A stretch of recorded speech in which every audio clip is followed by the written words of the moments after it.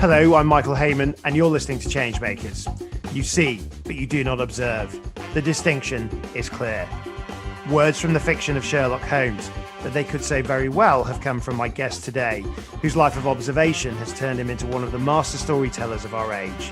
Mark Gatiss is the screenwriter and actor whose razor-sharp wit and veritable versatility has taken him from Doctor Who to Dracula, Wolf Hall to Westeros, from the League of Gentlemen to a Laurence Olivier Award, and much more besides. History is a burden. Stories can make us fly. Words he wrote for a Time Lord, but do they capture the conviction of today's changemaker? So to discuss time and relative dimensions in space, aka the TARDIS, and much more besides, Mark, welcome to the show. Welcome to Changemakers. Good to have you on. Let's start with Robin Hood, Peter Capaldi. History is a burden. Stories can make us fly. Beautiful prose. Is it what you believe?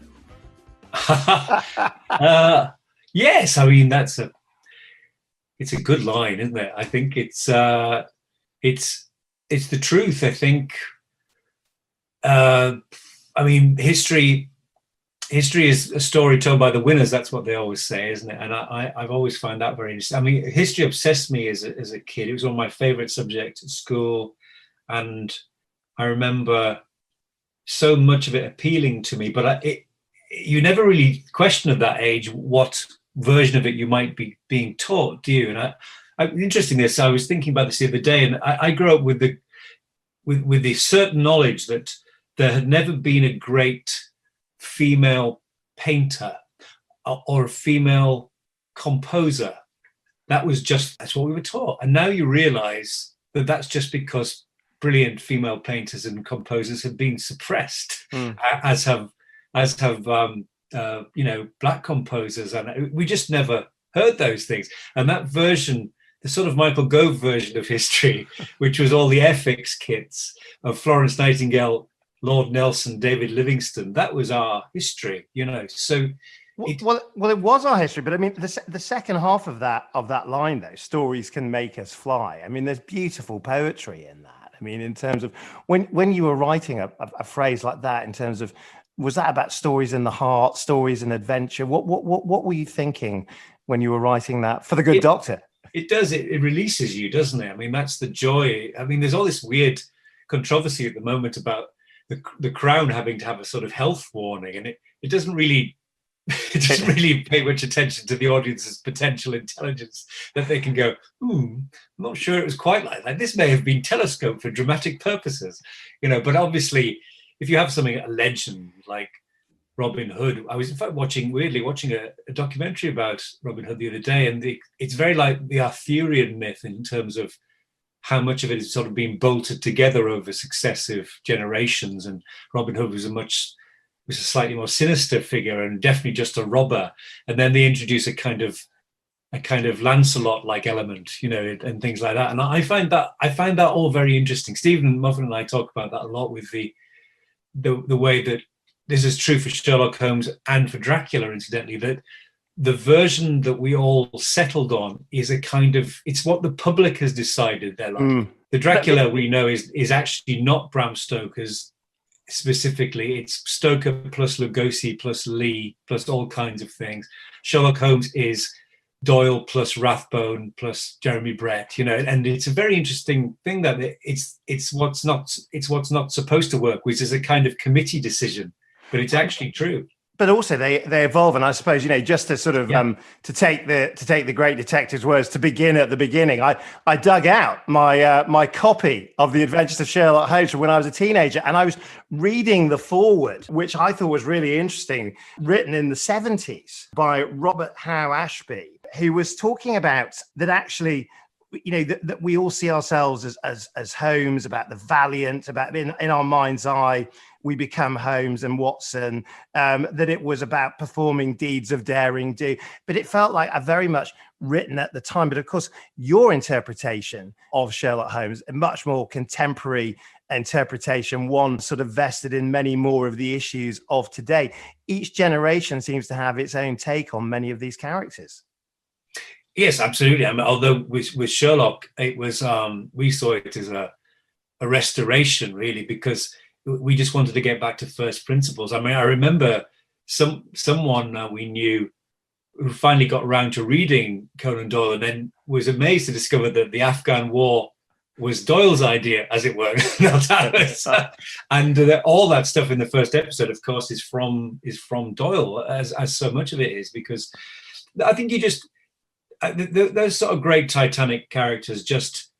The reason that they hang around, there's a reason that we always reinterpret them, and it's because they become iconic and they mean something different to each generation, and it's a privilege to be able to play with them for a while. But you know that you're just having a go and then putting them back in the case for someone else to play with. But I take the point about the restoration. But I think you know, I mean, I've followed your career over the years, and I think, you know, that quote of "you see." Oh, that was you. Yeah, it was me. I mean, I'm the Twitter follower.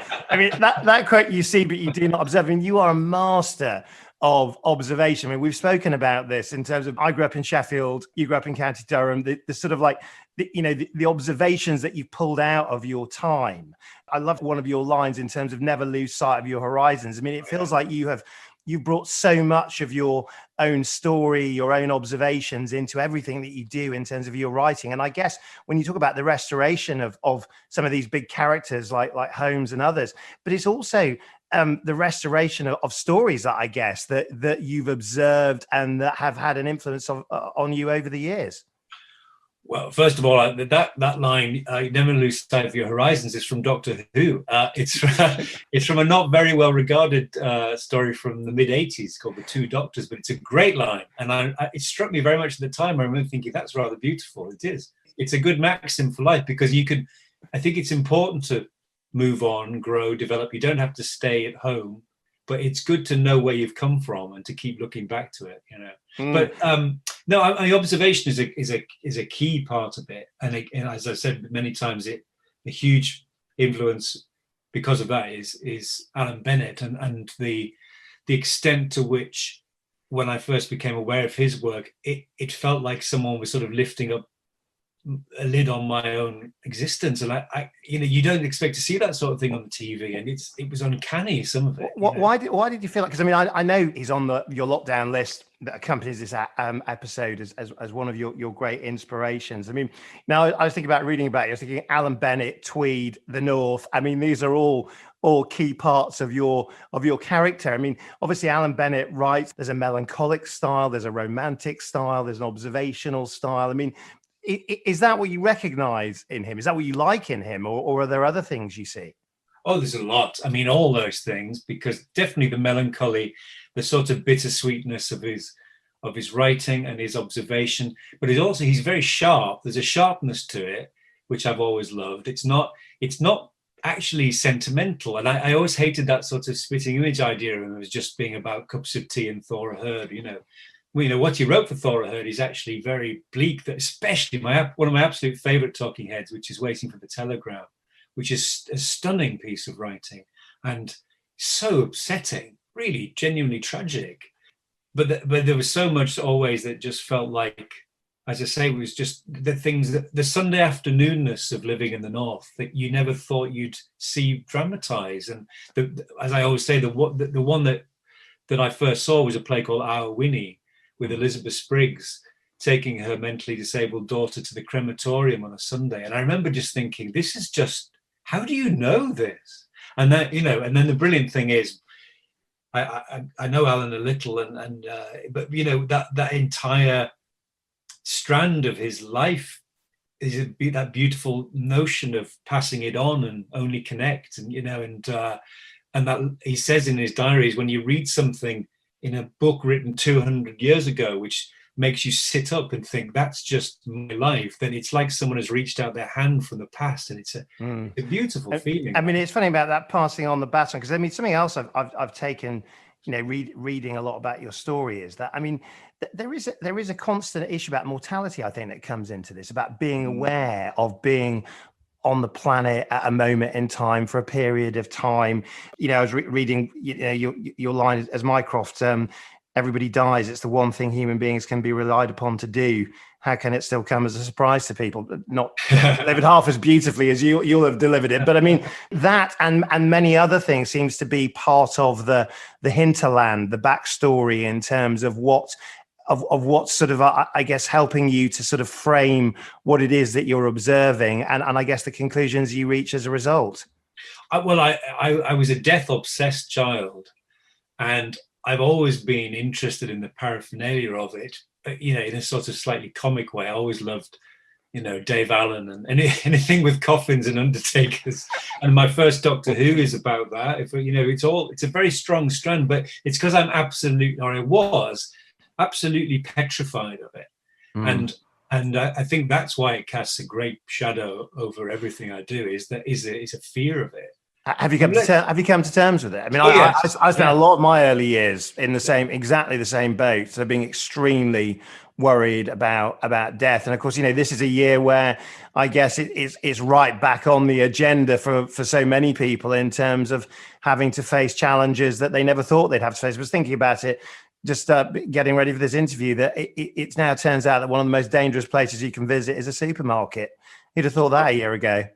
Well, yes, because there's more. If one in 30 people in London have got it, then that's the place to avoid, isn't it?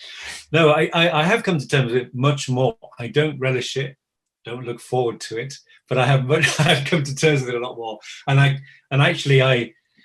I flee from my teenage morbidity now. I mean, so much of that sort of stuff, I just don't want to go there anymore. It's funny how your tastes change and all that kind of.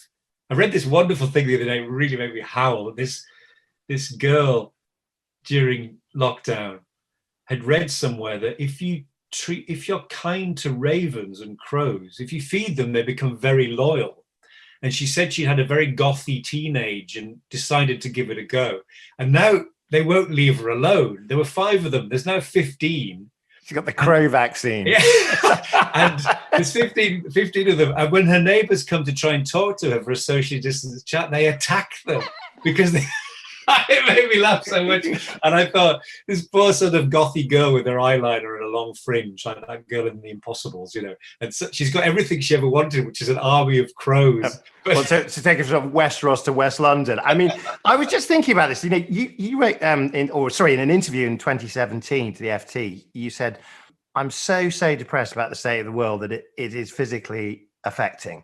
Now that was 4 years ago, and I mean, I'm presuming you're not of the school that things have only got better since then. I mean, how do you feel about the world in 2021? I mean, or maybe not. I mean, do you feel more positive about it?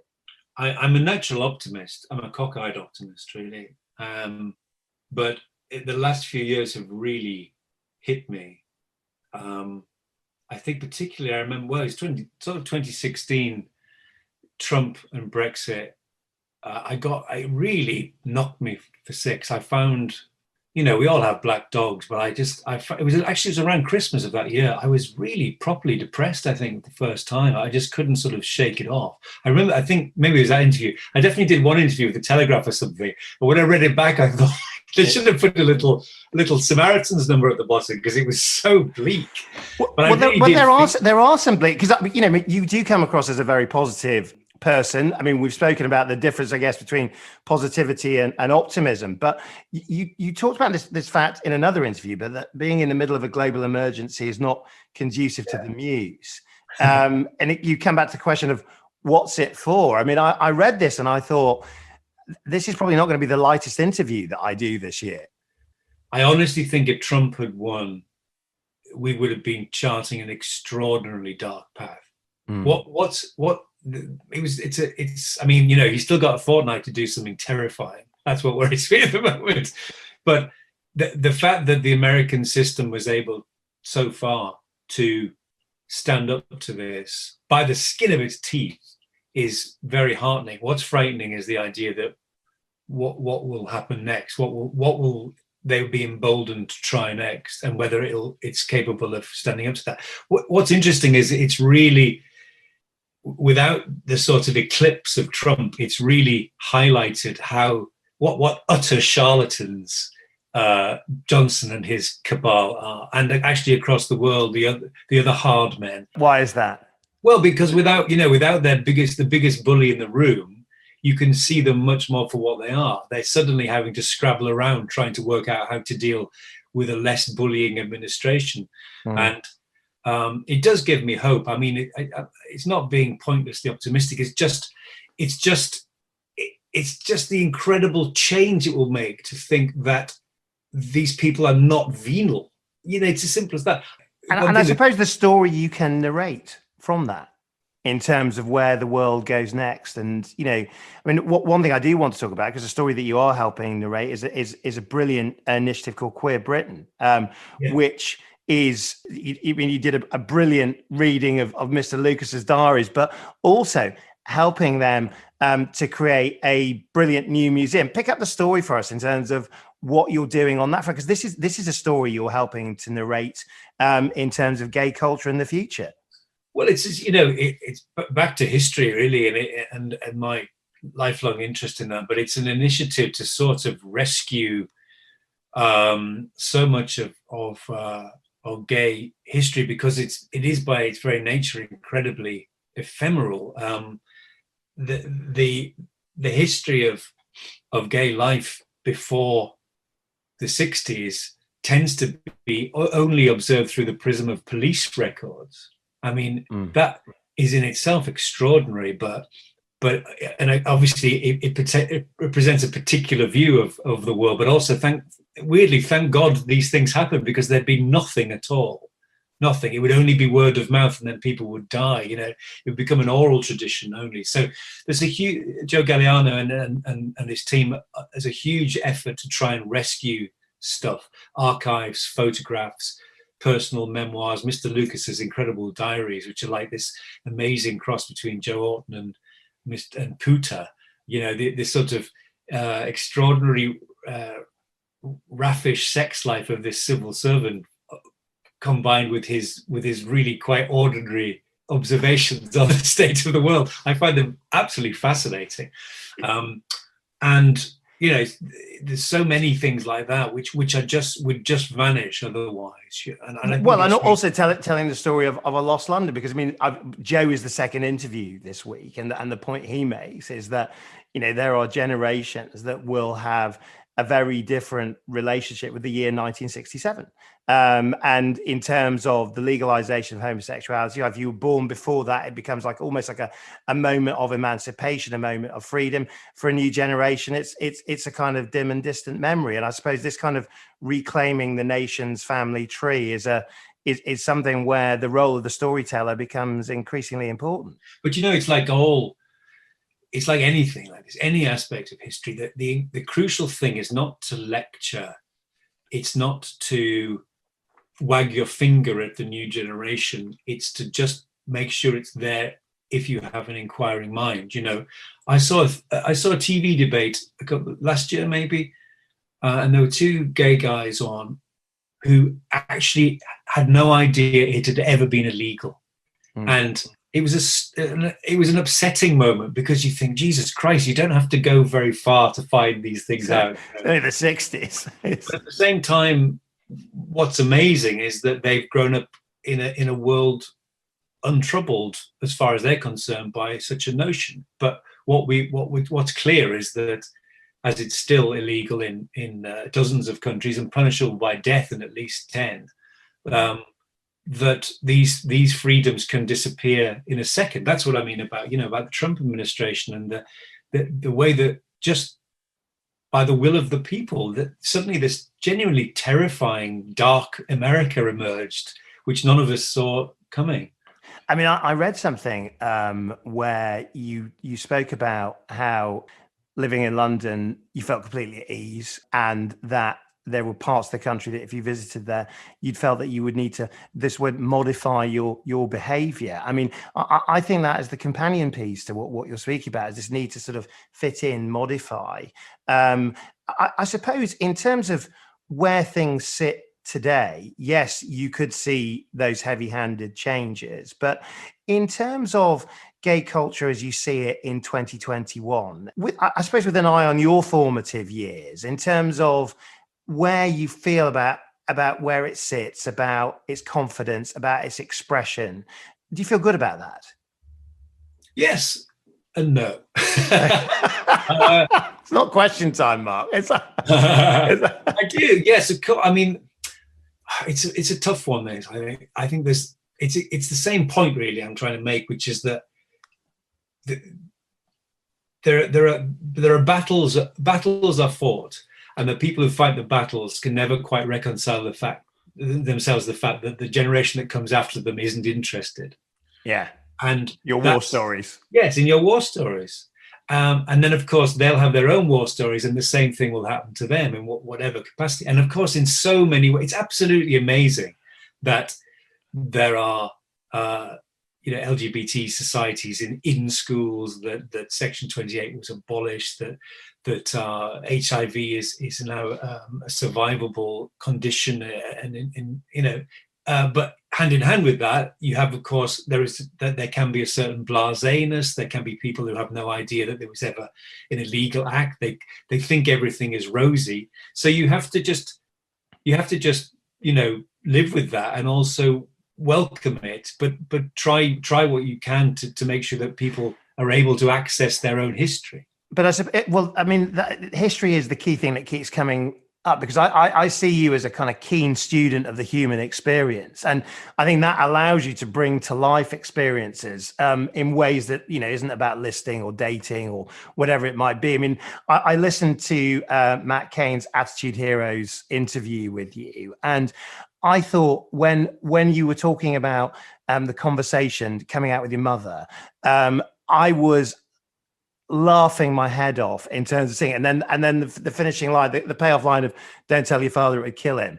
I thought that was, I don't know whether you want to pick up the story there, but I just thought that is the way that you bring people into a conversation and get them to feel, the sort of the involvement, the empathy, the experience, the sort of the highs, the lows.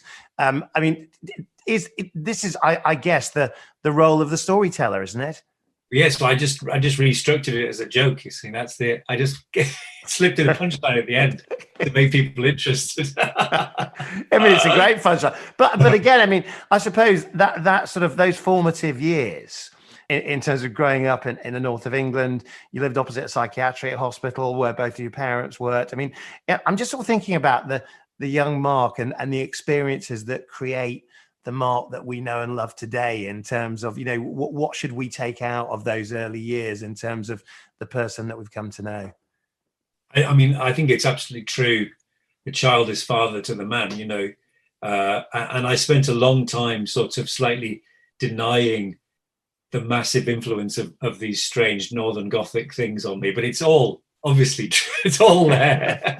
And I don't know, I think there's a lot about, I was writing something the other day and I thought, one of the first films I saw was From Russia with Love. And actually I saw Diamonds Are Forever, and then re-released double bill of From Russia with Love and Thunderball. And so you're definitely a Sean Connery man in terms of, there's no Roger Moore in the Mark Gatiss script. I'm officially Connery with Moore rising. But the bit where the bit where Robert Shaw tries to strangle Bond with the wrist wire thing, has stayed with me forever. It constantly crops up in any sort of action sequence, and sometimes I just think, oh God, look, there it is again. And it's hugely because of those first formative influences. And I loved in that movie that he identified Robert Shaw as the villain because he ordered red wine with fish. That should have told me something. Exactly.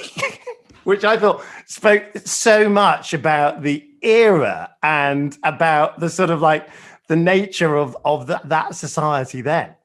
It's Bond's snobbery. Snobbery. Great, isn't it? It is a really terrific line. I think there are things like whether it's visual, whether it's films you saw, books you read, or impressions from school, or I think growing up in the north is distinctly different. And I did spend a long time sort of trying to pretend it wasn't, but I think it really is. I think that's something to celebrate rather than deny. It's a weird thing. It still hangs over.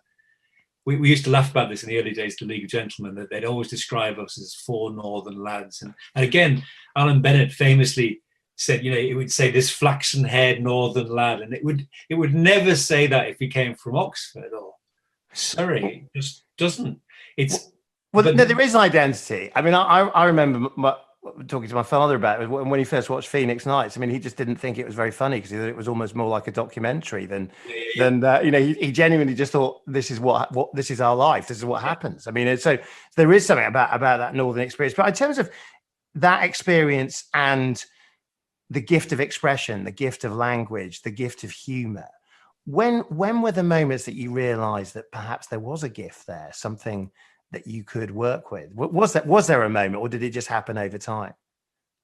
Well, I mean, it's a classic thing. I could make people laugh in the playground, and not because they were going to hit me. It's not a bullying avoidance tactic like most people's stories. I've always liked to laugh, and all my heroes as a kid were comics, really, and comic actors like Ronnie Barker, Leonard Rossiter, Alistair Sim, and I loved Python. I loved Rowan Atkinson, 66 Today.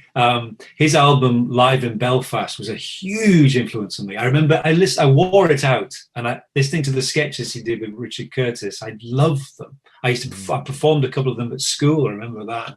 So I just thought I always liked to laugh, and I suppose liked to see the world through that kind of lens, really.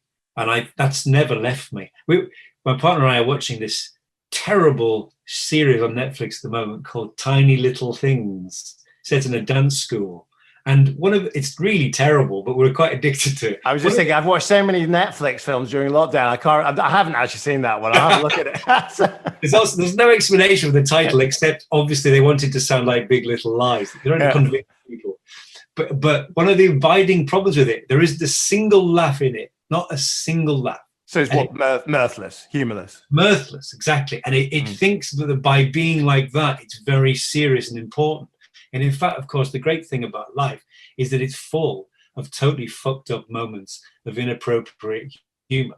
And that's what I've said this many times before, but I always thought there's a really false distinction between comedy and drama in terms of what gets the awards or what gets the attention, and a sitcom can be the most beloved thing in the country. I was watching Morecambe and Wise at Christmas, some of the lost tapes that were recovered, from the 60s.